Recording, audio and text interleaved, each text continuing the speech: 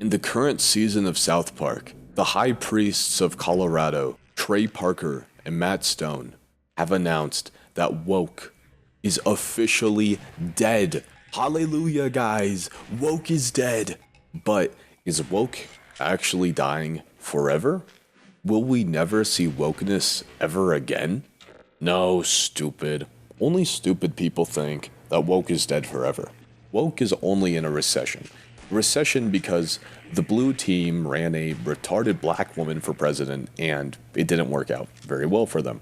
Woke will come back though, because the demographics of the country demand that woke will have to come back. Only 51% of Gen Z Americans are considered to be white, quote unquote, by the federal census. And the definition of white used by the census is actually very diverse. According to the census, white includes Iranians and Russians and Arabs and Israelis and Sicilians and even the Irish. And this doesn't even account for the 55 million visa holders inside of America, nor does it account for illegal aliens from the planet Neptune. The actual percentage of Gen Z Americans that are actually white is much lower than 51%. The Anglo-Boomer silent majority is gone, and it will never come back. As our older generations die off, the conservative mandate of heaven will die with it, and the only thing that holds the United States together will be the mandate of heaven of progressivism and civil rights. The main thing holding together the Democrat coalition is a shared feeling of oppression. Hispanics were oppressed by European colonialism. Blacks were oppressed by European slavery.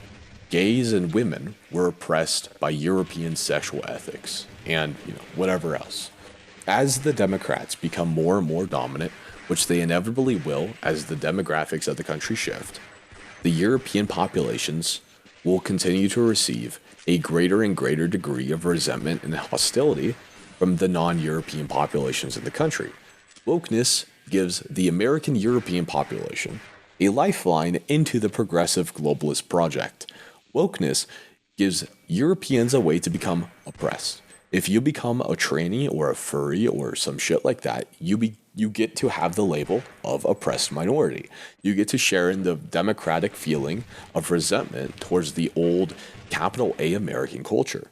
You get to become assimilated into the rest of the progressive movement in spite of your racial characteristics.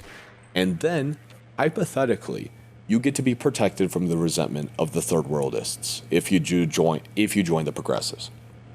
So, to all the conservatives who are celebrating their total MAGA victory over Kamala and the rest of the demon craps, you should hold your horses. Wait until the next few election cycles.